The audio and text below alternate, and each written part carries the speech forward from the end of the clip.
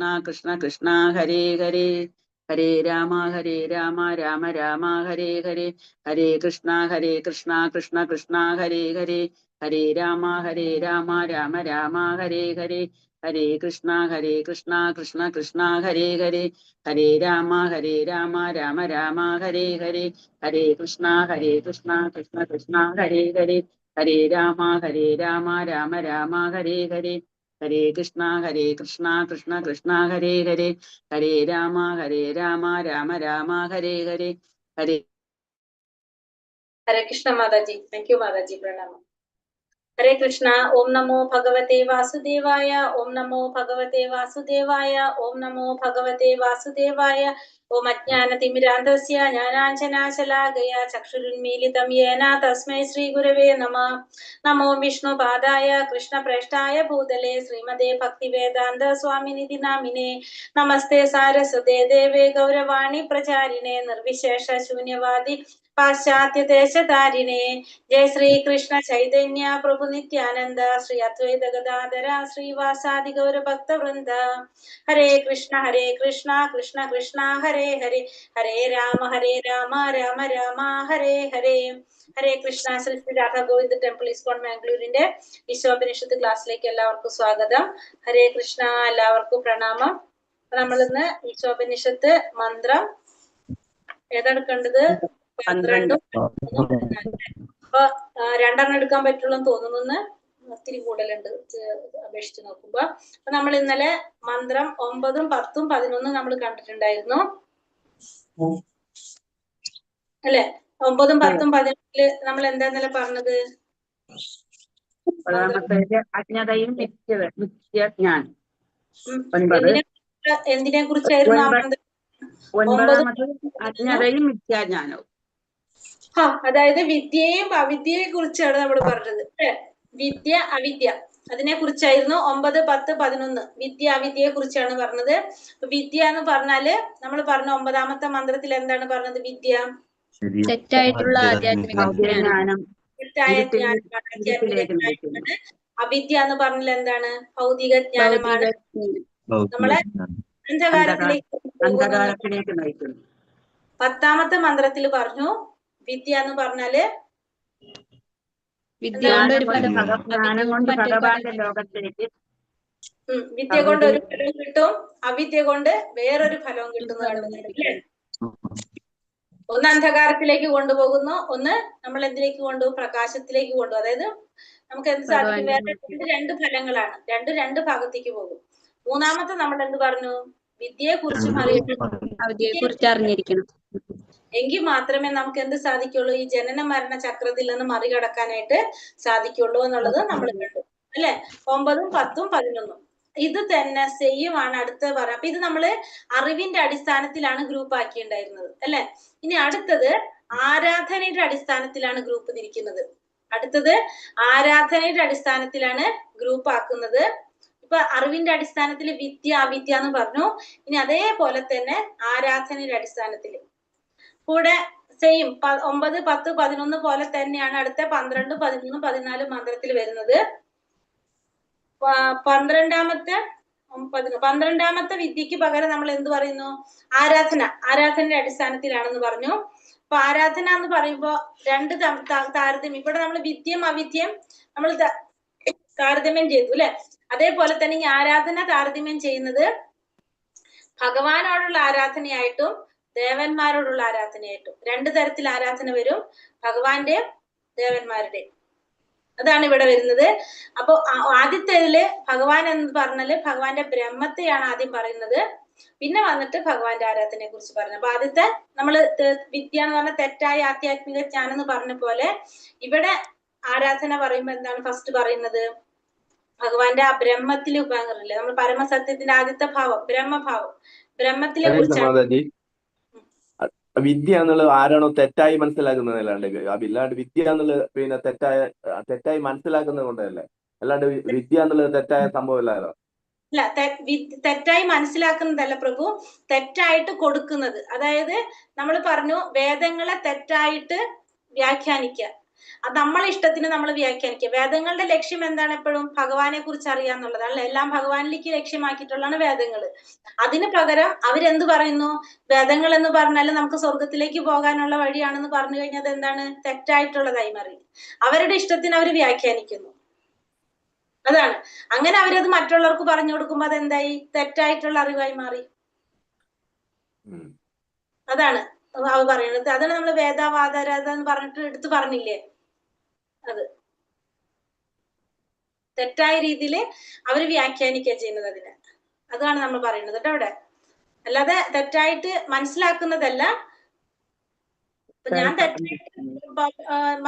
തെറ്റായ രീതിയിൽ അതിനെ വ്യാഖ്യാനിച്ചിട്ട് അത് പറഞ്ഞു തരാണെങ്കിൽ എന്താണ്, നിങ്ങളും അത് തെറ്റായ രീതിയിൽ തന്നെ എടുക്കും. അത് തന്നെ, അതാണ് പറയുന്നത്. പക്ഷെ ഞാൻ ഒരിക്കലും സമ്മതിക്കില്ല ഞാൻ അത് ചെയ്തത് പറഞ്ഞത് തെറ്റാണെന്നുള്ളത്. എന്നിട്ട് അതിൽ പറഞ്ഞല്ലോ നമ്മള്, അത് അവര് തന്നെ എന്ത് ചെയ്യും, അവരിൽ തന്നെ ഒരാളെ ഗുരുവായിട്ട് എടുക്കും, ജഗദ്ഗുരുവായിട്ട് വെക്കും എന്നൊക്കെ പറഞ്ഞിട്ട് നമ്മൾ പഠിച്ചു തുടങ്ങി. ഇന്നലെ അങ്ങനെയാ പറഞ്ഞത്. ഹരേ കൃഷ്ണ. അപ്പൊ നമ്മൾ ഇന്ന് പറയുന്നത് എത്രാമത്തെ? 12ാമത്തെ അല്ലെ? 12.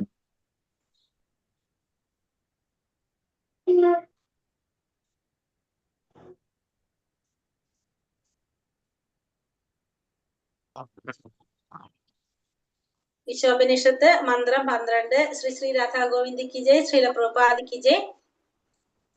ഇതില് നമ്മള് 9ാമത്തെ മന്ത്രം ബുക്കുള്ള നോക്കിക്കഴിഞ്ഞാല് ഞാൻ വായിക്കാം. 9ാമത്തെ മന്ത്രവും 12ാമത്തെ മന്ത്രവും ഒരേപോലെ തന്നെയാണ്. ഞാൻ പറഞ്ഞില്ല, രണ്ടിലും വ്യത്യാസം, ചെറിയൊരു വ്യത്യാസമേ ഉള്ളൂ. 12ാമത്തെ മന്ത്രം എന്താ പറയണത്? ഓം നമോ ഭഗവതേ വാസുദേവായ അന്ധം തമ പ്രവിശ്യന്തി യേ സംഭൂതിമുപാസതേ തതോ ഭൂയ ഇവത്തെ തമോ യാ ഓം സംഭൂത്യാം രതഃ. അന്ധം തമ പ്രവിശ്യന്തി യേ സംഭൂതിം ഉപാസതേ തതോ ഭൂയ ഇവത്തെ തമോ യാ ഓം സംഭൂത്യാം രതഃ. ഇത് 12ാമത്തെ മന്ത്രം. ഇനി 9ാമത്തെ മന്ത്രം ഞാൻ വായിക്കാം, നിങ്ങൾ 12 നോക്കിക്കോളൂ കേട്ടോ. അന്ധം തമ പ്രവിശ്യന്തി യേ വിദ്യാമുപാസതേ തതോ ഭൂയ ഇവത്തെ തമോ യാ വിദ്യായാം രതഃ. അപ്പൊ ഇവിടെ 2 വേർഡാണ് മാറിയിട്ടുള്ളത്. ശ്രദ്ധിച്ചോ? സംഭൂതിയും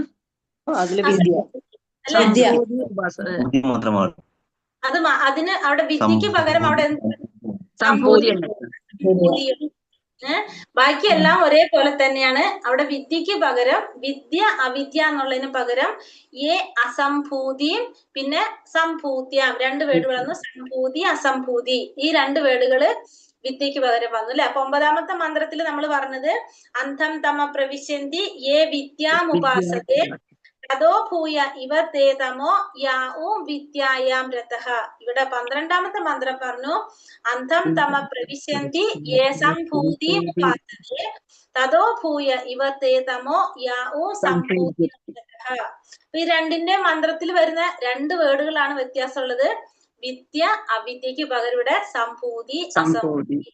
അപ്പൊ നമ്മള് നേരത്തെ പറഞ്ഞു അറിവിന്റെ അടിസ്ഥാനത്തിലാണ് ഗ്രൂപ്പ് ആക്കിയതെന്ന്. ഇവിടെ എന്തിന്റെ അടിസ്ഥാനത്തിലാ? ആരാധനയുടെ അടിസ്ഥാനത്തിൽ. ഇവിടെ സംഭൂതി എന്ന് വെച്ചിട്ടുണ്ടെങ്കിൽ യഥാർത്ഥത്തിൽ സംഭൂതി എന്ന് വെച്ചാൽ ആരാണ്? ഭഗവാനെയാണ് സൂചിപ്പിക്കുന്നത്. സംഭൂതി എന്ന് വെച്ചാൽ ശരിക്കും ആരാണ്? ഭഗവാനാണ്. സംഭൂതി എന്ന് പറഞ്ഞാല് യഥാർത്ഥത്തിൽ സംഭൂതി എന്ന് പറഞ്ഞ ഭഗവാനാണ്. ഇവിടെ ഈ 12ാമത്തെ മന്ത്രത്തില് സംഭൂതി എന്ന് പറയുന്നത് ബ്രഹ്മത്തെ, ആ പരമസത്യത്തിന്റെ ബ്രഹ്മഭാവത്തെയാണ് പറയുന്നത്. അപ്പൊ നമ്മൾ നേരത്തെ പറഞ്ഞു വിദ്യ എന്ന് പറഞ്ഞാൽ ശരിക്കും അറിവാണ്. പക്ഷെ 9ാമത്തെ മന്ത്രത്തിൽ അവിടെ എന്താണ്? തെറ്റായിട്ടുള്ള അറിവാണെന്ന് പറഞ്ഞു അല്ലെ നമ്മള്. അതേപോലെ തന്നെ ഇവിടെ ശരിക്കും സംഭൂതി എന്ന് വെച്ചാൽ എന്താ അർത്ഥം? ഭഗവാനാണ്. സംഭൂതിയായിട്ട് ഭഗവാനാണ്. പക്ഷെ 12ാമത്തെ മന്ത്രത്തില് സംഭൂതി എന്ന് പറയുന്നത് എന്താണ്? ആ പരമസത്യത്തിന്റെ ബ്രഹ്മം പരമാത്മ ഭഗവാൻ ഉണ്ടല്ലോ, അതിൽ ആ ബ്രഹ്മത്തെയാണ് ഇവിടെ നമ്മൾ എന്ത് പറയുന്നത്? സംഭൂതി എന്നുകൊണ്ട് ഉദ്ദേശിക്കുന്നത്. ഇവിടെ നമുക്ക് നോക്കാം. ദേവന്മാരെ ഉപാസിക്കുന്നവർ അജ്ഞതയുടെ ഇരുളടഞ്ഞ മേഖലകളിൽ എത്തിച്ചേരുന്നു. നിരാകാര നിരപേക്ഷതയെ ആരാധിക്കുന്നവൻ അതിലും കനത്ത ഇരുട്ടിൽ പ്രവേശിക്കുന്നു. അപ്പൊ ഇവിടെ നേരത്തെ നമ്മൾ പറഞ്ഞു അവിദ്യ കൊണ്ട് നമുക്ക് എന്ത് പോകും? നമ്മൾ ഇരുട്ടിലേക്ക് പോകും. വിദ്യ, അതായത് തെറ്റായിട്ടുള്ള ആധ്യാത്മിക ജ്ഞാനം നമ്മളെ കൂടുതൽ ഇരുട്ടിലേക്ക് കൊണ്ടുപോകുന്നു നമ്മൾ കണ്ടു അല്ലെ നേരത്തെ 9ാമത്തെ മന്ത്രത്തില്. ഇവിടെ പറയുന്നത് ദേവന്മാരെ ഉപാസിക്കുന്നവർ എവിടേക്ക് പോകും? അജ്ഞതയുടെ ഇരുട്ടടഞ്ഞ മേഖലകളിൽ എത്തിച്ചേരും. അപ്പൊ ദേവന്മാരെ ഉപാസിക്കുന്നവർ ഇരുട്ടിലേക്ക് പോകും. നിരാകാര നിരപേക്ഷത, അതായത് ബ്രഹ്മത്തെ, അതാണ് ബ്രഹ്മം എന്ന് പറയുന്നത്. ആ ബ്രഹ്മത്തെ ആരാധിക്കുന്നവർക്ക് എന്ത് സംഭവിക്കും? അതിലും കൂടുതൽ ഇരുട്ടിലേക്ക് അവർ പോകും. ബ്രഹ്മത്തെ ആരാധിക്കുക എന്ന് പറയുന്നതാണ് നിരാകാര നിരപേക്ഷമാണ്. നിരാകാരനായിട്ട്, ഭഗവാൻ ഒരു രൂപമില്ല എന്ന് ചിന്തിക്കുന്നവര്, അങ്ങനെ ആ പ്രകാശത്തെ ആരാധിക്കുന്നവര് കൂടുതൽ ഇരുട്ടിലേക്ക് പ്രവേശിക്കുന്നു എന്നാണ് ഇതിൽ പറയുന്നത്. ഈ മന്ത്രത്തില് 12ാമത്തെ മന്ത്രത്തില് പറയുന്നത്. അപ്പൊ ദേവന്മാരെ ഉപാസിക്കുന്നവര് അജ്ഞതയുടെ ഇരുളടഞ്ഞ മേഖലകളിൽ എത്തിച്ചേരും. നിരാകാര നിരപേക്ഷതയെ അല്ലെങ്കിൽ ആ ബ്രഹ്മത്തെ ആരാധിക്കുന്നവര് അതിലും കനത്ത ഇരുട്ടിൽ പ്രവേശിക്കുന്നു എന്നുള്ളതാണ് ഏത് മന്ത്രം? 12ാമത്തെ മന്ത്രത്തില് പറയുന്നത്. അതായത് കറക്റ്റ് ആ 9, 10, 11 പോലെ തന്നെയാണ് ഇത് വരുന്നത്. 12, 13, 14 വരുന്നത്. പക്ഷെ അവിടെ വിദ്യ അവിദ്യക്ക് പകരം ഇവിടെ ഇതാണ് ഉപയോഗിച്ചിരിക്കുന്നത് മാത്രം. സംഭൂതി അസംഭൂതി. അപ്പൊ മനസ്സിലായോ ഇത് പറഞ്ഞത്? ഇപ്പൊ ദേവന്മാരെ ഉപാസിക്കുന്നവർ എവിടേക്ക് പോകും? ഇരുട്ടിലേക്ക് പോകും. പിന്നെ നിരാകാര നിരപേക്ഷത്തെ ആരാധിക്കുന്നവര് അതിലും കൂടുതൽ ഇരുട്ടിലേക്ക് പോകും എന്നുള്ളതാണ് ഈ 12ാമത്തെ മന്ത്രത്തില് പറഞ്ഞിരിക്കുന്നത്. പറയണൊന്നുകൂടി, മനസ്സിലായോ? ഹരേ കൃഷ്ണ മാതാജി. അപ്പൊ നമ്മൾ ക്ഷേത്ര ആരാധന ചെയ്യാൻ പാടില്ല അല്ലെ? എങ്ങനെ? അപ്പൊ നമ്മൾ ക്ഷേത്ര ആരാധന ചെയ്യാൻ പാടില്ല അല്ലെ? ചെയ്യണ്ടെന്ന് പറഞ്ഞില്ലേ പ്രഭു? ചെയ്യാം. കാരണം നമ്മൾ ഓരോരുത്തരുടെയും ഓരോ അളവ് അനുസരിച്ചാണ് അതൊക്കെ വരുന്നത്. നമുക്ക് ലാസ്റ്റ് പറയാം അത് കഴിഞ്ഞിട്ട് കേട്ടോ. ഹരേ കൃഷ്ണ. അപ്പൊ സംഭൂതി അസംഭൂതി, സമ്പൂർണ്ണ സ്വതന്ത്ര നിരപേക്ഷ സത്യമായ പരമദിവ്യോത്തമ പുരുഷനാണ് ആര്? സംഭൂതി. അപ്പൊ സംഭൂതി എന്ന് പറയുന്നത് ശരിക്കും ആരാണെന്ന് പറഞ്ഞു? നമ്മള് ഭഗവാനാണെന്ന് പറഞ്ഞു അല്ലെ. അസംഭൂതി എന്ന് പറഞ്ഞാല് സ്വതന്ത്രമായ നിലനിൽപ്പില്ലാത്തവരെ കുറിക്കുന്നു. സ്വതന്ത്രമായിട്ടുള്ള നിലനിൽപ്പില്ലാത്തവരാണ് ആര്? അസംഭൂതി എന്ന് പറയുന്നത്. അതായത് ദേവന്മാര് ആരുടെ അംശമാണ്? എല്ലാം ജീവാത്മാക്കളാണ്, ഭഗവാന്റെ അംശം തന്നെയാണ്. ഒരു കുട്ടി അമ്മയെ ആശ്രയിച്ചിരിക്കുന്നത് പോലെ. നിഷേധത്തിലൂടെ ഒരാൾക്ക് നിരപേക്ഷ തത്വത്തെ അറിയാൻ സാധിക്കാത്തത് എന്തുകൊണ്ട്? നിരാകാരത്തിന്റെ ആരാധന യഥാർത്ഥത്തിൽ ആത്മാരാധനയാണ്. അത് ആരാധന ഇല്ലാത്തതിനേക്കാൾ മോശമാണ്. വ്യാജമായി കീഴടങ്ങാൻ ആളുകളെ വഞ്ചിക്കുന്നു. അപ്പൊ നിരാകാരത്തിന്റെ ആരാധന എന്ന് പറഞ്ഞാൽ ഒരു ആകാരത്തിൽ, ഒരു രൂപത്തിൽ നമ്മൾ ആരാധിക്കുമ്പോൾ നമുക്ക് എന്താണ്? അത് ശരിയായ ആരാധനയാണ്. നിരാകാരത്തിന്റെ ആരാധന എന്ന് വെച്ചിട്ടുണ്ടെങ്കിൽ ആത്മാരാധനയാണത്. അത് ആരാധന ഇല്ലാത്തതിനേക്കാളും മോശമാണ് എന്ത്? നിരാകാരത്തിൽ ആരാധിക്കുന്നത്. നിഷേധത്തിലൂടെയുള്ള നിരപേക്ഷതയുടെ നിർവചനം പൂർണ്ണമല്ല. അങ്ങനെയുള്ള നിഷേധാത്മക നിർവചനം സ്വന്തമായുള്ള ഒരു സങ്കല്പം രൂപപ്പെടാൻ ഇടയാകുന്നു.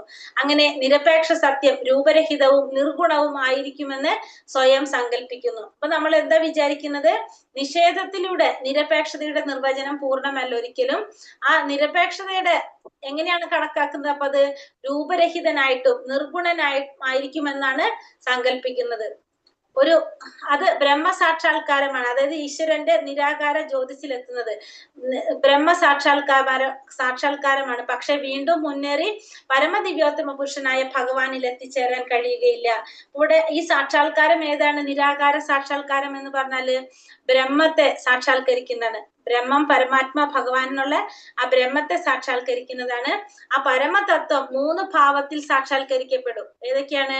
ഒന്ന് വ്യക്തിശൂന്യ ബ്രഹ്മം, പിന്നെ സ്ഥാനിയായിട്ടുള്ള പരമാത്മാവ്, അന്തിമമായിട്ട് ഭഗവാൻ. ഇതാണ് 3 ഭാവങ്ങള്. അതില് ഈ ബ്രഹ്മത്തെ സാക്ഷാത്കരിക്കുന്നതാണ് നമ്മളിവിടെ പറഞ്ഞത്. അപ്പൊ ബ്രഹ്മത്തെ സാക്ഷാത്കരിക്കുന്നവര് അന്ധകാരത്തിലേക്ക് പോകുന്നതാണ് ഇവിടെ പറയുന്നത്. അപ്പൊ ആരാധനയെ കുറിച്ച് ഭഗവത്ഗീതയിൽ എന്താ പറയുന്നത്? കാമസ്തൈസ്തൈർഹൃതജ്ഞാന പ്രബധന്ത്യന്യദേവതഃ തം തം നിയമമസ്ഥായ പ്രകൃത്യാനിയതാ സ്വയം. ഭൗതിക അഭിലാഷങ്ങളാൽ അപഹരിക്കപ്പെട്ട ജ്ഞാനത്തോടു കൂടിയവർ ദേവന്മാരെ ശരണം പ്രാപിക്കുന്നു. പ്രത്യേക നിയമങ്ങളും നിബന്ധനകളും അനുസരിച്ച് സ്വപ്രകൃതിയാൽ ദേവന്മാരെ ആരാധിക്കുന്നു. അപ്പൊ ഭൗതികമായിട്ടുള്ള ആഗ്രഹങ്ങൾ ഉള്ളവർ എന്ത് ചെയ്യും? ദേവന്മാരെ ശരണം പ്രാപിക്കും. അവർ അവര് പ്രത്യേക നിയമങ്ങളും നിബന്ധനകളും അനുസരിച്ച് അവരെന്ത് ചെയ്തുകൊണ്ടിരിക്കും? ദേവന്മാരെ ആരാധിച്ചുകൊണ്ടിരിക്കുമെന്ന് ഭഗവത്ഗീതയിൽ പറയുന്നത്. അന്തവത്തു ഫലം തേഷാം തത്ഭാവത്യൽപമേധസാം ദേവാൻ ദേവയജോ യാന്തി മദ്ഭക്താം യാന്തി മാമപി. മൂഢന്മാരാണ് ദേവന്മാരെ ആരാധിക്കുന്നത്. അവർക്ക് കിട്ടുന്ന ഫലമാകട്ടെ തുച്ഛവും ക്ഷണികവുമാണ്. ദേവന്മാരെ പൂജിക്കുന്നവർ ദേവന്മാരുടെ ലോകത്തെത്തും. എന്റെ ഭക്തന്മാരാകട്ടെ പരമോന്നതനായ എന്റെ ധാമത്തിൽ എത്തിച്ചേരുന്നു. അപ്പൊ ദേവന്മാരെ ആരാധിക്കുന്നവർ എങ്ങനെയുള്ളവരാണ്? മൂഢന്മാരാണ്. അപ്പൊ ദേവന്മാരെ ആരാധിക്കുന്നതുകൊണ്ട് കിട്ടുന്ന ഫലോ തുച്ഛവും ക്ഷണികവുമായിരിക്കും. ദേവന്മാരെ ആരാധിക്കുന്നവര് ദേവന്മാരുടെ ലോകത്തിലേക്ക് പോകും, ഭഗവാൻ ആരാധിക്കുന്നവര് ഭഗവാന്റെ ധാമത്തിലേക്ക് പോകുമെന്ന് ഭഗവാൻ ഭഗവത്ഗീതയിൽ പറയുന്നത്. അപ്പൊ ഭഗവത്ഗീതയിൽ പറയുന്നത് ദേവന്മാരെ പൂജിക്കുന്നത് കൊണ്ട് കിട്ടുന്ന ഫലം എങ്ങനെയാണ്? ശാശ്വതമല്ല എന്നാണ് പറയുന്നത്. ഭൗതിക ലോകവും അതിനുള്ളിൽ നേടിയതെല്ലാം നശ്വരമാണെങ്കിൽ യഥാർത്ഥമായതും ശാശ്വതവുമായ ജീവിതം എങ്ങനെ കെട്ടിപ്പടുക്കാം എന്നതാണ് പ്രശ്നം. അപ്പൊ ഭൗതിക ലോകവും അതിനുള്ളിലുള്ളതെല്ലാം എങ്ങനെയാണ്? നശിച്ചു പോകുന്നതാണ്. അപ്പൊ യഥാർത്ഥത്തിൽ ഉള്ളത് ശാശ്വതമായിട്ടുള്ളത് എങ്ങനെയാണ് നമുക്ക് കെട്ടിപ്പടുക്കാനായിട്ട് സാധിക്കുക? ഭക്തിയുടെ സേവനത്തെ എങ്ങനെ കാണുന്നു? ഇത് നിങ്ങൾ എന്താണ് അർത്ഥമാക്കുന്നത്? അപ്പൊ ഭക്തിയുടെ സേവനം എന്ന് പറഞ്ഞാൽ എങ്ങനെയാണ് കാണുന്നത്? അത് നമ്മൾ എങ്ങനെയാണ് അർത്ഥമാക്കുന്നത്? നമുക്ക് വരാം, ചോദ്യമാണത്. നാളികേരത്തിന്റെ ഉപമ. ഒരു നാളികേരം അതിന്റെ ചകിരിയാലും പകുതി ജലത്താലും ആവരണം ചെയ്യപ്പെടുന്നത് പോലെ ഈ പ്രപഞ്ചമാകെ കൂറ്റൻ ഭൗതിക വസ്തുക്കളാൽ ആവരണം ചെയ്യപ്പെട്ടിരിക്കുന്നു. അതിന്റെ ആവരണം കാറ്റ് കടക്കാത്ത വിധം ഇറുകിയതിനാൽ ഉള്ളിലെ അന്ധകാരവും കഠിനമാണ്. അതുകൊണ്ട് തന്നെ അതിനെ പ്രകാശിപ്പിക്കാൻ സൂര്യനും ചന്ദ്രനും വേണം. ഇവിടെ നാളികേരമായിട്ട് താരതമ്യപ്പെടുത്തുകയാണ്. ഇപ്പൊ നാളികേരം എന്ന് പറയുമ്പോൾ ആ ഉള്ളിലെ നാളികേരത്തിന് മുന്നേ ആ ചിരട്ട ഉണ്ട്, ഒരു കവറിങ് ഉണ്ടല്ലോ. ആ വെള്ളം ഇരിക്കുന്നത് എങ്ങനെയാണ്? ചിരട്ടയുണ്ട്, പിന്നെ നാളികേരം വരുന്നുണ്ട്, പിന്നെ അതിൻ്റെ ഉള്ളിലെ വെള്ളം വരുന്നത്. ഒക്കെ അങ്ങനെയാണ് നമ്മൾക്ക്. അപ്പോ ചകിരിയാലും ജലത്താലും ആവരണം ചെയ്യപ്പെടുന്നത് പോലെ, നാളികേരം ചകിരിയുണ്ട്, പകുതി ജലം കൊണ്ട് ആവരണം ചെയ്യപ്പെടുന്നത് പോലെ ഈ പ്രപഞ്ചം മുഴുവനും ഭൗതികമായ വസ്തുക്കളാൽ ആവരണം ചെയ്യപ്പെട്ടിരിക്കുന്നു. ഇതിന്റെ ആവരണം കാറ്റ് കടക്കാത്ത വിധം ഇറുകിയതിനാല് ഉള്ളിൽ അന്ധകാരവും കഠിനവുമാണ്. ഉള്ളിൽ എങ്ങനെയാണ്? അതിന് നിറച്ച അന്ധകാരമാണ്, കഠിനമായിട്ടുള്ളതാണ് അവിടെ. അപ്പൊ അവിടെ ആ അന്ധകാരത്തിൽ പ്രകാശം നൽകുന്നത് എങ്ങനെയാണ്? സൂര്യനും ചന്ദ്രനും ഒക്കെയാണ് അവിടെ പ്രകാശം നൽകുന്നത്. ഈ ഭൗതിക ലോകത്തെയാണ് നാളികേരായിട്ട് താരതമ്യപ്പെടുത്തുന്നത്. ഇവിടെ പ്രകാശം നൽകുന്നത് സൂര്യനും ചന്ദ്രനൊക്കെ. ഭഗവത്ഗീതയിൽ നമ്മൾ പഠിച്ചതാണത്. ഗ്രഹത്തിലോ അതിലും മുകളിലുള്ള ഗ്രഹങ്ങളിലോ എത്തിച്ചേർന്നുകൊണ്ട് ജീവിത പ്രശ്നങ്ങൾ പരിഹരിക്കപ്പെടുന്നില്ല. ഇതിൽ നിന്നും പുറത്തു വന്ന് ഈശ്വര സാമ്രാജ്യത്തിൽ എത്തിച്ചേരണമെന്ന് ഈശ്വരോപനിഷത്ത് ഉപദേശിക്കുന്നു. അപ്പൊ ചന്ദ്രനിലോ അതിനു മുകളിലുള്ള ഗ്രഹങ്ങളിൽ എത്തിച്ചേർന്നാലും നമ്മുടെ എന്ത് മാറില്ല? നമ്മുടെ ജീവിത പ്രശ്നങ്ങൾക്ക് പരിഹാരം ഉണ്ടാവില്ല. നമുക്ക് പരിഹാരം ഉണ്ടാവണമെങ്കിൽ എന്ത് വേണം? ഇതിൽ നിന്നെല്ലാം പുറത്തു വന്ന് ഈശ്വര സാമ്രാജ്യത്തിൽ എത്തിച്ചേരണം. ഭഗവാന്റെ ലോകത്തേക്ക് എത്തിച്ചേർന്നാലാണ് നമുക്ക് എന്തുണ്ടാവാത്ത ജീവിത പ്രശ്നങ്ങളെല്ലാം നമ്മളെ പരിഹരിക്കുന്നത്. അതാണ് ഇവിടെ എന്തുപദേശിക്കുന്നത്? ഈശോപനിഷത്തില് ഉപദേശിക്കുന്നത്. മിഥ്യ മതാനുവർത്തികള് ഈ പ്രപഞ്ചത്തിൽ നിന്ന് പുറത്തു കടക്കാൻ ആഗ്രഹിക്കുന്നില്ല, മറിച്ച് ഭൗതിക ലോകത്ത് സ്വന്തം സ്ഥാനമാനങ്ങൾ നിലനിർത്തുകയാണ് ലക്ഷ്യം. അപ്പൊ ഈ ഭൗതിക പ്രപഞ്ചത്തിൽ നിന്ന് പുറത്തു കടക്കാൻ ആഗ്രഹിക്കാത്തവരും ഈ ഭൗതിക ലോകത്ത് കുറെ സ്ഥാനമാനങ്ങൾ നിലനിർത്താൻ ആഗ്രഹിക്കുന്നവരുമാണ് ആര്? ഇത്തരത്തിലുള്ളവരൊക്കെ തന്നെ. നിരീശ്വരവാദികളും നിരാകാരവാദികളും നിരീശ്വരവാദികളെ പിന്തുണയ്ക്കുന്ന കപടമായ അവതാരങ്ങളെ സൃഷ്ടിക്കുന്നവൻ നിരീശ്വരവാദം പ്രചരിപ്പിച്ച് പരമദിവ്യോത്തമ പുരുഷന്റെ നിലനിൽപ്പ് നിഷേധിക്കുന്നു. അങ്ങനെ അത്തരം മതവിശ്വാസികളെ അന്ധകാരപൂരിതമായ ദേശങ്ങളിലേക്ക് എത്തിക്കുന്നു. ഉടനെ പറയുന്നത് നിരീശ്വരവാദികളായിട്ടുള്ളത് നിരീശ്വരവാദികളെ പിന്തുണയ്ക്കുന്ന കപട അവതാരങ്ങളെ സൃഷ്ടിക്കുന്നവര് നിരീശ്വരവാദം പ്രചരിപ്പിച്ചുകൊണ്ട് പരമദിവ്യോത്തമ പുരുഷന്റെ നിലനിൽപ്പ് നിഷേധിക്കുകയാണ് ചെയ്യുന്നത്. നിരീശ്വരവാദം പ്രചരിപ്പിച്ച് ഭഗവാന്റെ നിലനിൽപ്പിനെ നിഷേധിക്കും. അങ്ങനെ അത്തരം മതവിശ്വാസികളെ എന്താണ്? അന്ധകാരപൂരിതമായ ദേശങ്ങളിൽ എത്തിക്കുക. അപ്പൊ അത്തരത്തിലുള്ള മതവാസികൾ എവിടേക്ക് എത്തുന്നത്? അന്ധകാരപൂരിതമായ ദേശം, അതായത് ഭൗതിക ലോകത്തിലേക്കാണ് അവര് എത്തപ്പെടുന്നത്. അവർക്ക് ജ്ഞാനമോ ഭൗതിക വ്യവഹാരങ്ങളിൽ വിരക്തിയോ ഇല്ല. തത്വങ്ങൾ പാലിക്കാതെ മിഥ്യയായ ആചാര്യന്മാരാകുന്നു. അപ്പൊ ഇവർക്ക് എന്തില്ല? ഭൗതിക വ്യവഹാരങ്ങളിൽ വിരക്തിയില്ല, ജ്ഞാനവും ഇല്ല. തത്വങ്ങൾ പാലിക്കാതെ അവർ മിഥ്യയായിട്ടുള്ള ആചാര്യന്മാരാകാണ് ചെയ്യുന്നത്. ഭൗതിക ബന്ധനത്തിൽ നിന്നുള്ള മോക്ഷത്തിന്റെ മാർഗം പൂർണ്ണമായും ഭഗവാനെ സേവിക്കുന്നതിൽ നിന്ന് ലഭിക്കുന്ന ജ്ഞാനത്തിന്റെയും വിരക്തിയുടെയും തത്വങ്ങളെ ആശ്രയിച്ചിരിക്കുന്നു. അപ്പൊ നമ്മളെ ഭൗതിക ബന്ധത്തിൽ നിന്നുള്ള മോചനം എങ്ങനെയാണ് ഇരിക്കുന്നത്? എത്രത്തോളം നമ്മൾ ഭഗവാനെ സേവിക്കുന്നുണ്ടോ അല്ലെങ്കിൽ അതിൽ നിന്ന് കിട്ടുന്ന നമുക്ക് ജ്ഞാനം, ഭഗവാനെ കുറിച്ചുള്ള ജ്ഞാനം നേടുന്നുണ്ടോ, അതിനെ ആശ്രയിച്ചാണ് എന്തിരിക്കുന്നത്, ഇതിരിക്കുന്നത്. വിരക്തിയുടെയും തത്വങ്ങളെ ആശ്രയിച്ചിരിക്കും. ജ്ഞാനത്തിന്റെയും എത്രത്തോളം ഭഗവാനെ കുറിച്ചുള്ള ജ്ഞാനം നേടാൻ സാധിക്കുന്നുണ്ടോ, ഭഗവാനോട് നമുക്ക് എന്ത് വന്നിട്ടുണ്ട്, ഭൗതികമായ കാര്യങ്ങളോട് വിരക്തി ഉണ്ടാകുന്നുണ്ടോ, അതിനായിട്ട് ബന്ധപ്പെട്ടാണ് നമുക്ക് എന്ത് വരുന്നത്, ഈ ഭൗതിക ബന്ധനം നിന്നുള്ള മോചനം നിലനിൽക്കുന്നത്. ഒരു മതവാദികൾക്ക് ഇത് രണ്ടും ഇല്ല. മതവാദി ആണെങ്കിൽ എന്തില്ല, ഭഗവാനെ കുറിച്ചുള്ള അറിവ് നേടണമെന്നില്ല, അവർക്ക് എന്തും ഉണ്ടാവില്ല, ഭൗതികമായ കാര്യങ്ങളോട് വിരക്തി സംഭവിക്കണമെന്നില്ല. ഹരേ കൃഷ്ണ കൃഷ്ണ കൃഷ്ണ ഹരേ ഹരേ, ഹരേ രാമ രാമ രാമ ഹരേ ഹരേ. ഈ മന്ത്രത്തിൽ എന്താ പറഞ്ഞത്, സംഭൂതി അസംഭൂതി അല്ലെ. ദേവന്മാരെ ഉപാസിക്കുന്നത് കൊണ്ട് അജ്ഞതയുടെ ഇരുളടഞ്ഞ ലോകങ്ങളിലേക്ക് പോകും. പിന്നെന്താണ്, ആ പരമസത്യത്തിന്റെ ബ്രഹ്മഭാവത്തെ ആരാധിക്കുന്നത് കൊണ്ട് എന്താണ്, കൂടുതൽ ഇരുട്ടിലേക്ക് പോകും എന്നാണ് പറയണത്. അല്ലെങ്കിൽ നിരാകാര നിരപേക്ഷതയെ ആരാധിക്കുന്നത് കൊണ്ട് നമുക്ക് എന്ത് സംഭവിക്കും, നമ്മൾ ഇരുട്ടിലേക്ക് പോകുന്നു എന്നുള്ളതാണ് ഇത് മന്ത്രത്തിൽ പറയുന്നത്. 12ാമത്തെ മന്ത്രത്തില് പറയുന്നത്. അപ്പൊ നമ്മള് ആരാധിക്കേണ്ടത് ആരെയാണ്, ഭഗവാനെയാണ് നമ്മൾ ആരാധിക്കേണ്ടത്. നമുക്കിത് കഴിഞ്ഞിട്ട് നമുക്കൊന്ന് പറയാം കേട്ടോ. 12ാമത്തെ, ഇനി അടുത്തത് 13ാമത്തെ മന്ത്രത്തിൽ നമ്മൾ എന്താ പറഞ്ഞത്, 9 കഴിഞ്ഞ് 10ാമത്തെ മന്ത്രത്തിൽ നമ്മൾ എന്താ കണ്ടിട്ടുണ്ടായിരുന്നത്, രണ്ടിനും 2 ഫലമാണെന്ന് കണ്ടു അല്ലെ. അങ്ങനെയല്ലേ നമ്മൾ 10ാമത്തെ മന്ത്രം പഠിച്ചത്.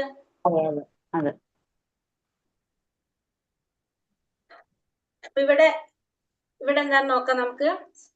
ഓം നമോ ഭഗവതേ വാസുദേവായ. ശ്രീ ശ്രീ രാധാ ഗോവിന്ദ് കി ജയ്. ശ്രീല പ്രഭുപാദ് കി ജയ്. ഓം 10ാമത്തെ മന്ത്രം അല്ലെ.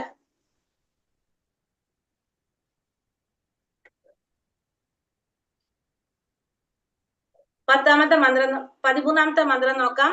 അന്യത് ഏവാഹു സംഭവാത് അന്യത് ആഹൂര സംഭവാത് ഇതി ശുശ്രുമധീരാണാം യേന തദ്വിജചക്ഷിരേ. അന്യത് ഏവാഹു സംഭവാത് അന്യത് ആഹൂര സംഭവാത് ഇതി ശുശ്രുമധീരാണാം യേന തദ്വിജചക്ഷിരേ. ഇനി 10ാമത്തെ മന്ത്രം വായിക്കാം, നോക്കിക്കോളാം.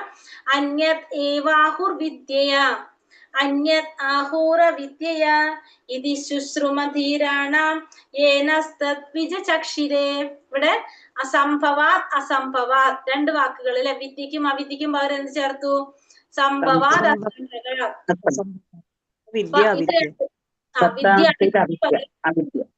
അതെ, സംഭവാത് അസംഭവാത് എന്നാണ് പറഞ്ഞത്. അപ്പൊ സംഭവാത് എന്ന് വെച്ചാൽ ഇവിടെ ആരാണ്, ഭഗവാനാണ്, പരമദിവ്യോത്തമ പുരുഷനാണ്. അസംഭവാത് എന്ന് പറഞ്ഞാല് ദേവന്മാരാണ്. ഇവിടെ സംഭവാത് അസംഭവാത് എന്ന് പറഞ്ഞാല് ദേവന്മാരും പിന്നെ അതുപോലെ തന്നെ പരമദിവ്യോത്തമ പുരുഷനും. അസംഭവാത് എന്ന് പറഞ്ഞാല് ആരാണ്, ദേവന്മാർ. സംഭവാത് എന്ന് പറഞ്ഞാല് പരമദിവ്യോത്തമ പുരുഷനായിട്ടുള്ള ഭഗവാൻ. അതാണ് ഇവിടെ പറയുന്നത്. പിന്നെ ധീരനിൽ നിന്നാണ് നമ്മൾ ഇതൊക്കെ മനസ്സിലാക്കുന്നത്. ഇവിടെ എന്താ പറയണത്, സർവകാരണങ്ങൾക്കും ആദി കാരണമായതിനെ ആശ്രയിക്കുന്നത് കൊണ്ട് ഒരു തരത്തിലുള്ള ഫലവും പരമോന്നതമല്ലാത്തതിനെ ആരാധിക്കുന്നത് കൊണ്ട് മറ്റൊരു തരത്തിലുള്ള ഫലവും ലഭിക്കുമെന്ന് ഉന്നതാധികാരികളിൽ നിന്നും വ്യക്തമായി കേട്ടിട്ടുണ്ട്. ഇവിടെ പറയുന്നത് സർവകാരണങ്ങൾക്കും ആദി കാരണനായിട്ടുള്ള ഭഗവാനെ ആരാധിക്കുന്നത് കൊണ്ട് ഒരു ഫലം കിട്ടും. ആ പരമോന്നതമല്ലാത്തതിന്, അതായത് ദേവന്മാരെ ആരാധിക്കുന്നത് കൊണ്ട് മറ്റൊരു ഫലം ലഭിക്കുന്നുവെന്ന് ഉന്നത അധികാരികളിൽ നിന്ന് വ്യക്തമായി വിവരണത്തിൽ നിന്നും കേട്ടിട്ടുണ്ട്. അപ്പൊ ഇവിടെ ഭഗവാനെ ആരാധിക്കുന്നത് കൊണ്ട് ഒരു ഫലവും ദേവന്മാരെ ആരാധിക്കുന്നത് വേറൊരു ഫലമാണെന്ന് ഉന്നതാധികാരികളിൽ നിന്ന് വ്യക്തമായ വിവരത്തിൽ നിന്ന് നമ്മൾ കേട്ടിട്ടുണ്ട്. എന്താണ് ഇതിൽ പറയുന്നത്, ഈ മന്ത്രത്തില് 13ാമത്തെ മന്ത്രത്തിൽ പറയുന്നത്. അപ്പൊ ഇവിടെ കഴിഞ്ഞ മന്ത്രത്തില് എന്തായിരുന്നു, നിരപേക്ഷ സത്യം എന്ന് പറഞ്ഞാല് ബ്രഹ്മമായിരുന്നു അല്ലെ. അത് നമ്മൾ അന്ധകാരത്തിലേക്ക് കൊണ്ടുവന്നു പറഞ്ഞു. ഇവിടെ എന്താണ്, ഇവിടെ ഭഗവാനാണ്. ഇവിടെ സർവകാരണങ്ങൾക്ക് കാരണനായിട്ടുള്ള ഭഗവാനാണ്. ഭഗവാൻ ആരാധിക്കുന്നത് കൊണ്ട് ഒരു ഫലം കിട്ടും, ദേവന്മാരെ ആരാധിക്കുന്നത് കൊണ്ട് വേറൊരു ഫലം കിട്ടും. രണ്ടിനും 2 ഫലമാണെന്നാണ് ഇവിടെ പറയുന്നത്. ആരാ പറഞ്ഞിരിക്കുന്നത്, ധീരന്മാരിൽ നിന്നും കേട്ടിട്ടുണ്ടെന്ന് പറയുന്നത്. നേരത്തെ നമ്മൾ പറഞ്ഞു, വിദ്യം അവിദ്യ ഭഗവാനെ കുറിച്ച് അറിയുന്നത് കൊണ്ട് ഒരു ഫലം കിട്ടും, ഭൗതികമായിട്ടുള്ള അറിവ് കൊണ്ട് ഭൗതികമായിട്ടുള്ള ജ്ഞാനം അതുകൊണ്ട് വേറൊരു ഫലമാണെന്ന് നമ്മൾ കണ്ടു. അപ്പൊ ഇവിടെ നമ്മൾ പറയുന്നത് ഭഗവാൻ ആരാധിക്കുന്നത് കൊണ്ട് ഒരു തരത്തിലുള്ള ഫലവും പരമോന്നതമല്ലാത്ത ദേവന്മാരെ ആരാധിക്കുന്നത് കൊണ്ട് വേറൊരു തരത്തിലുള്ള ഫലമാണ് കിട്ടാന്നുള്ളതാണ്. ആരിൽ നിന്നാ കേട്ടിരിക്കുന്നത്? ഉന്നത അധികാരികളിൽ നിന്നും കേട്ടിട്ടുണ്ട് എന്നാണ് ഇവിടെ പറയുന്നത്. മനസ്സിലായോ? മനസ്സിലായോ? ഇവിടെ പറഞ്ഞ സംഭവാത് അസംഭവാത്. സംഭവാത് എന്ന് പറഞ്ഞാല് സർവകാരണകാരനായ പ്രഭുവിനെ ആരാധിക്കുക. അപ്പൊ ഭഗവാൻ ആരാധിക്കുന്നതിനാണ് നമ്മൾ എന്ന് പറയുന്നത് സംഭവാത്. അസംഭവാത് എന്ന് പറഞ്ഞാൽ പരമമല്ലാത്തതിനെ ആരാധിക്കുക. അതായത് ദേവന്മാരെ ആരാധിക്കുന്നത്. വിവിധ തരം ആരാധന കൊണ്ട് വ്യത്യസ്ത ഫലം നേടാനായിട്ട് സാധിക്കും. അപ്പൊ നമ്മൾ പലതരത്തിലുള്ള ആരാധന കൊണ്ട് പലതരത്തിലുള്ള ഫലങ്ങളാണ് നേടുന്നത്. ആധികാരികമായ ദൈവിക ശാസ്ത്രങ്ങളിൽ എവിടെയും ഏതെങ്കിലും പ്രവൃത്തി വഴിയും ആരെയെങ്കിലും ആരാധിക്കുന്നതിലൂടെയോ ഒരാൾ പ്രസ്തുത ലക്ഷ്യത്തിൽ എത്തിച്ചേരുന്നു എന്ന് പറയുന്നില്ല. അപ്പൊ ആധികാരികമായ ശാസ്ത്രങ്ങളിൽ ഒന്നിലും എന്ത് പറയുന്നില്ല? ഏതെങ്കിലും പ്രവൃത്തി കൊണ്ടോ ആരെയെങ്കിലും ആരാധിക്കുന്നത് കൊണ്ടോ ഒരാളും ലക്ഷ്യത്തിൽ എത്തിച്ചേരുന്നു പറയുന്നില്ല. അത്തരം മൂഢസിദ്ധാന്തങ്ങൾ ആധികാരിക ഗുരുശിഷ്യ പരമ്പരയുമായി ബന്ധമില്ലാത്ത സ്വയം കൃത ഗുരുനാഥന്മാർ ആവിഷ്കരിക്കുന്നതാണ്. അപ്പൊ നമ്മൾ ഇവിടെ പറയുന്നത് ആധികാരികമായിട്ടുള്ള ശാസ്ത്രങ്ങളിലൊന്നും ഒരു പ്രവൃത്തി ചെയ്തുകൊണ്ടോ അല്ലെങ്കിൽ ആരെങ്കിലും ആരാധിക്കുന്നതിലൂടെയോ നമ്മുടെ ലക്ഷ്യത്തിലേക്ക് ആത്മസാക്ഷാത്കാരം നേടാൻ സാധിക്കുമെന്ന് നമുക്ക് പറയാൻ സാധിക്കില്ല. അത്തരത്തിൽ പറയുന്നവരാരാണ്? സ്വയം കൃത ഗുരുനാഥന്മാർ ആവിഷ്കരിക്കുന്നതാണ്. സ്വയം കൃതരായിട്ടുള്ള ഗുരുനാഥന്മാർ ആവിഷ്കരിക്കുന്നതാണ് എന്ത്? ഇത്തരത്തിലുള്ള സിദ്ധാന്തങ്ങളെല്ലാം. മൂഢസിദ്ധാന്തങ്ങളാണ് ഇതൊക്കെ എന്നാണ് ഇവിടെ പറയുന്നത്. ചൈതന്യ ചരിതാമൃതം മധ്യലീല 17:186 പറയുന്നത് തർക്കോ പ്രതിഷ്ഠ ശ്രുതയോ വിഭിന്ന നാസാ ഋഷിർയസ്യ മതം ന ഭിന്നം ധർമ്മസ്യ തത്വം നിഹിതം ഗുഹായം മഹാജനോ യേന ഗതാസപാന്ത.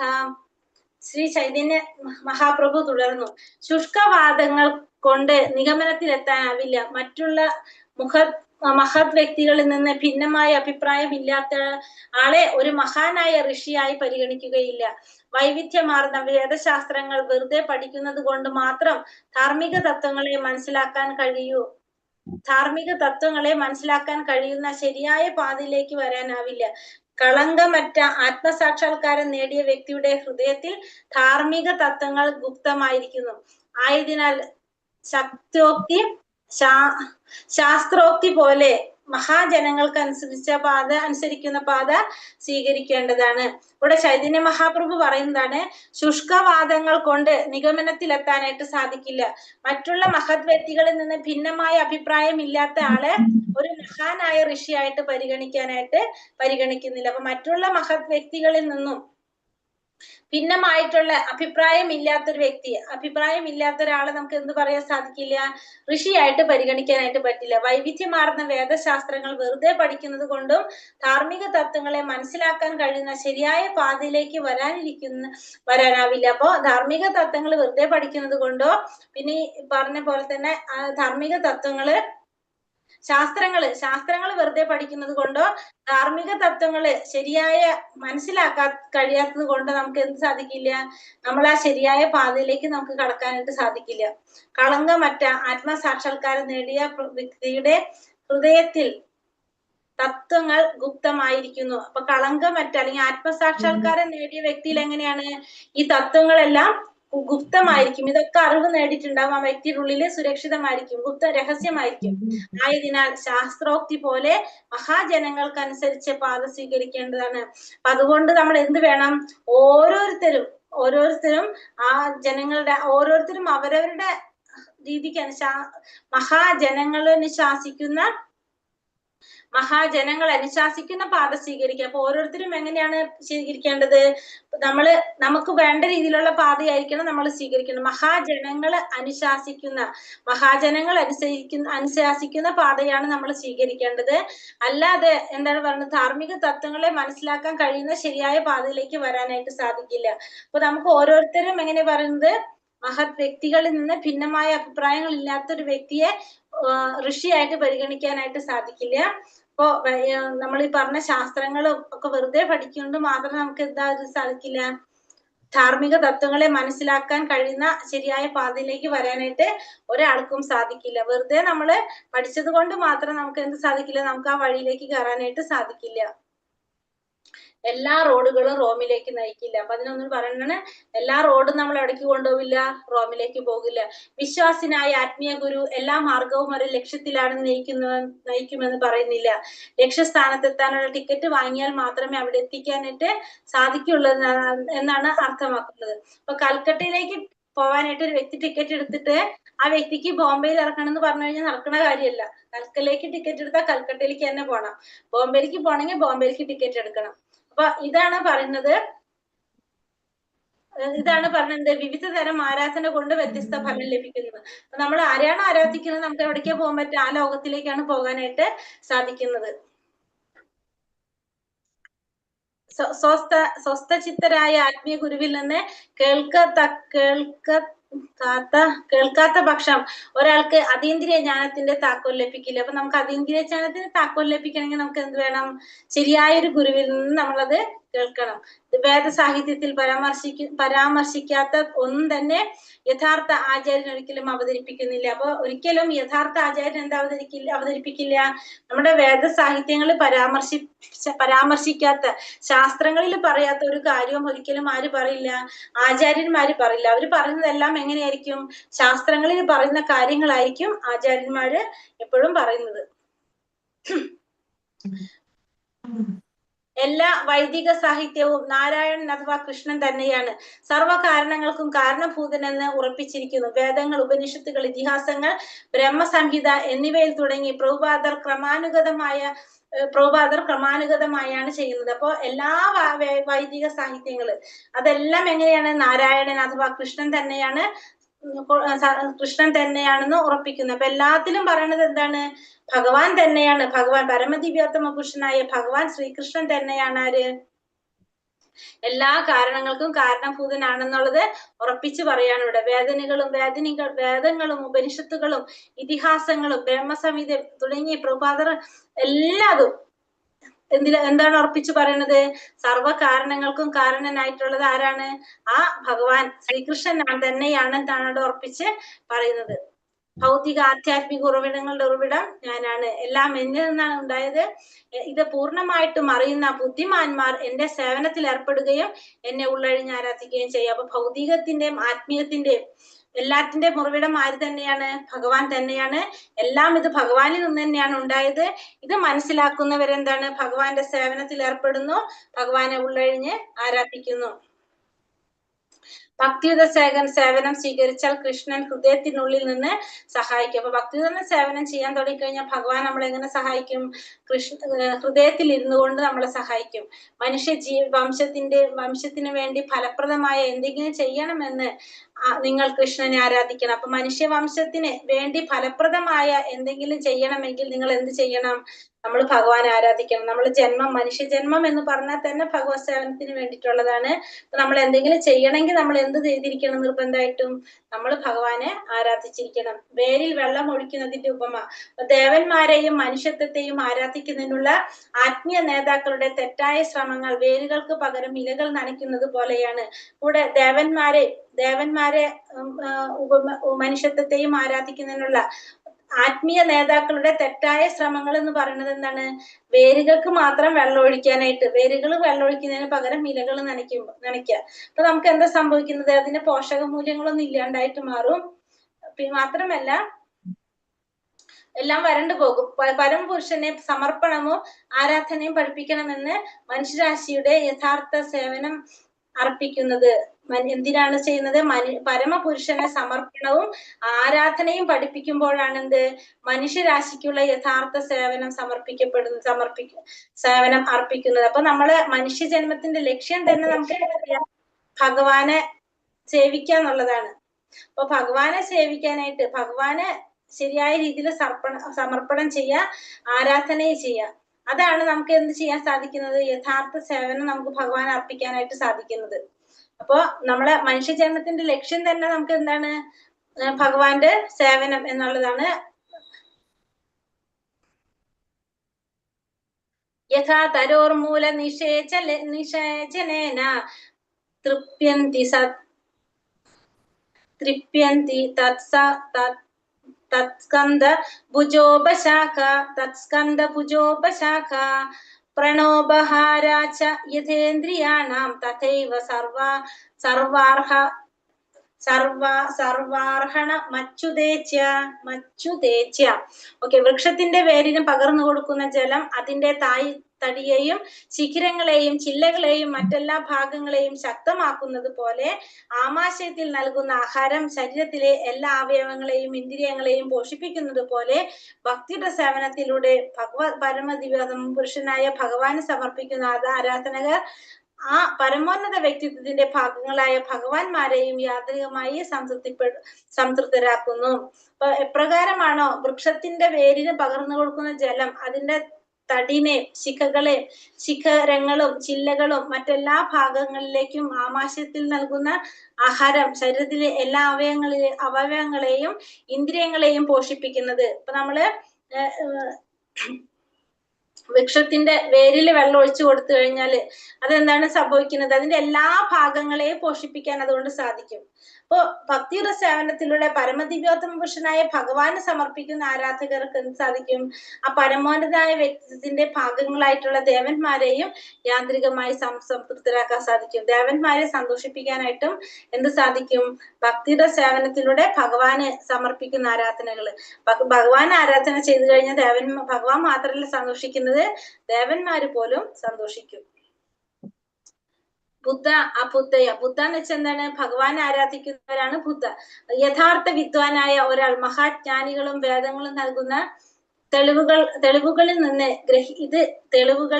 ഗ്രഹിച്ച് ശ്രീകൃഷ്ണനെ സർവസ്വമായി ആരാധിക്കുന്നു. പരമപുരുഷനിൽ നിന്ന് ഭഗവത്ഗീത പോലുള്ള വേദജ്ഞാനം കേൾക്കുന്ന അർജുനനെ പോലെയാണ് ഉള്ളവരാണ് ബുദ്ധന്മാർ. അപ്പൊ ബുദ്ധന്മാർ എന്ന് പറഞ്ഞാൽ ആരാണ്? ഭഗവാന്റെ ഭക്തന്മാരാണ് പറയാം. അതായത് ഭഗവാനെ കുറിച്ച് മാത്രം ചിന്തിക്കുന്നവര്, ഭഗവാനെ മാത്രം ആഗ്രഹിക്കുന്നവരാണ് ബുദ്ധന്മാരെന്ന് പറയുന്നത്. യഥാർത്ഥ വിദ്വാനായിട്ടുള്ള ബുദ്ധൻ ഒരാൾ മഹാജ്ഞാനികളും വേദങ്ങളും നൽകുന്ന തെളിവുകളിൽ നിന്ന് ഇത് ഗ്രഹിച്ച് ഭഗവാനെ സർവസ്വമായിട്ട് ആരാധിക്കും. അപ്പോ ഈ പറഞ്ഞവരെന്താണ്? ഭഗവാനെ കുറിച്ച് കൂടുതൽ അറിയുമ്പോൾ അവരെന്ത് ചെയ്യും? ഭഗവാനെ തന്നെ സർവസ്വമായിട്ട് ആരാധിക്കും. പരമപുരുഷനിൽ നിന്ന് ഈ ഭഗവത്ഗീത പോലുള്ള വേദജ്ഞാനം കേൾക്കുന്ന അർജുനനെ പേരുള്ളവരാണ് ബുദ്ധന്മാര്. ഭഗവാനിൽ നിന്ന് വേദജ്ഞാനം കേൾക്കുന്ന അർജുനനെ പോലെയുള്ളവര്, അങ്ങനെയുള്ളവർ നമുക്ക് എന്ത് പറയാം? ബുദ്ധന്മാർ എന്ന് പറയാനായിട്ട് സാധിക്കും. ഭഗവത്ഗീത ശ്രവിക്കുന്നതിന് മുമ്പ് അർജുനനെ ഒരു മനുഷ്യസ്നേഹി അഹിംസാവാദിയാകാൻ ആഗ്രഹിച്ചു. പരമപുരുഷനിൽ നിന്ന് ഭഗവത്ഗീത ശ്രവിച്ച ശേഷം യുദ്ധം ചെയ്ത് അർജുനൻ ഭഗവാനെ ആരാധിച്ചു. അപ്പൊ ഭഗവത്ഗീത ശ്രവിക്കുന്നതിന് മുന്നേ അർജുനൻ എന്താണ് ആഗ്രഹിച്ചത്? ഒരു മനുഷ്യനാവാനായിട്ട്, അഹിംസാവാദിയാകാനായിട്ടാണ് ആഗ്രഹിച്ചത്. പക്ഷെ ഭഗവത്ഗീത ഗ്രഹിച്ചതിന് ശേഷമാണെങ്കിലും യുദ്ധം ചെയ്ത് അർജുനൻ ഭഗവാനെ ആരാധിച്ചു. അപ്പൊ അർജുനൻ എങ്ങനെയാണ് ഭഗവാനെ ആരാധിച്ചത്? യുദ്ധം ചെയ്താണ് അർജുനൻ ഭഗവാനെ ആരാധിക്കുന്നത്. അബുദ്ധയ എന്നാൽ ബുദ്ധിശക്തി ഇല്ലാത്തവർ, സ്വയം നശിക്കുന്നവർ, അതായത് അവ്യക്തിഗതവാദികൾ. അബുദ്ധയ എന്ന് പറഞ്ഞാൽ എന്താണ്? ബുദ്ധിശക്തി ഇല്ലാത്തവരാണെന്ന് പറയുന്നത്. അബുദ്ധയ എന്ന് പറയുന്നത് യഥാ മത തഥാ പാത, നിങ്ങൾക്ക് ഇഷ്ടമുള്ളത് ചെയ്യാൻ കഴിയുന്നത്ര വഴികളുണ്ട്, പക്ഷെ അത് സാധ്യമല്ല. അപ്പൊ നമുക്ക് ഇഷ്ടമുള്ളത് ചെയ്യാം, അതിന് കുറെ വഴികളുണ്ട്, പക്ഷെ നമുക്ക് എന്തില്ല? ഇത് നമുക്ക് ചെയ്യാനായിട്ട് സാധിക്കുന്നില്ല. സാധ്യമല്ല എന്നല്ല, പക്ഷെ ഇത് സത്യമല്ല. നമുക്ക് ഇഷ്ടമുള്ളത് ചെയ്യാം, കഴിയുന്നത്ര വഴികളുണ്ട്, പക്ഷെ അത് ഇങ്ങനെയല്ല, സത്യമല്ല എന്നാണ് അവിടെ പറയുന്നത്.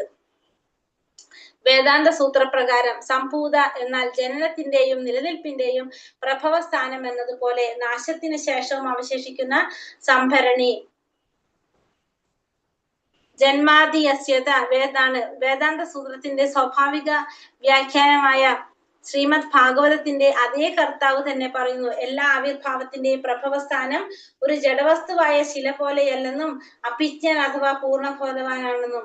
ഇവിടെ പറയുന്നത് സംഭൂത എന്ന് പറഞ്ഞാല് വേദാന്ത സൂത്രപ്രകാരം എന്താണ് പറഞ്ഞത്? ജനനത്തിന്റെയും നിലനിൽപ്പിന്റെയും പ്രഭവസ്ഥാനം എന്നതുപോലെ നാശത്തിന്റെയും അവശേഷിക്കുന്ന സംഭരണി സംഭരണി എന്നാണ് അർത്ഥാക്കുന്നത്. സമ്പൂർണ്ണ ജനനത്തിന്റെ നിലനിൽപ്പിന്റെ പ്രഭവസ്ഥാനം പോലെ നാശത്തിന് ശേഷവും അവശേഷിക്കുന്ന സംഭരണി എന്നാണ് എന്തുകൊണ്ട് അർത്ഥാക്കുന്നത്? ജന്മത്യാസീയത എന്തുകൊണ്ട് അർത്ഥമാക്കുന്നത്. വേദാന്ത സൂത്രത്തിന്റെ സ്വാഭാവിക വ്യാഖ്യാതാവായിട്ടുള്ള ശ്രീമദ് ഭാഗവതത്തിന്റെ അതേ കർത്താവ് തന്നെ പറയുന്നു. എന്താ പറയുന്നത് ഇവിടെ? വേദാന്ത സൂത്രത്തിന്റെ സ്വാഭാവിക വ്യാഖ്യാനമായ ശ്രീമദ് ഭാഗവതത്തിന്റെ അതേ കർത്താവ് തന്നെ പറയുന്നു, എല്ലാ ആവിർഭാവത്തിന്റെയും പ്രഭാവം ഒരു ജഡവസ്തുവായ ശില പോലെയല്ലെന്നും അഭിജ്ഞൻ അഥവാ പൂർണ്ണബോധവാനാണെന്നും.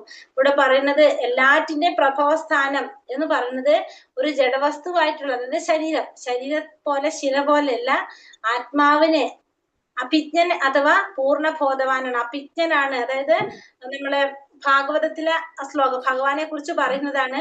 ഭാഗവതത്തിലെ ഒന്നാമത്തെ അധ്യായത്തിൽ ഒന്നാമത്തെ ശ്ലോകത്തിൽ പറയുന്നത് അതാണ്, ഏത് ദിവ്യനാമവും നിരപേക്ഷകനും പരമദിവ്യോത്തമ പുരുഷനായ ഭഗവാന് സ്വന്തമാണെന്നും മനസ്സിലാക്കണം.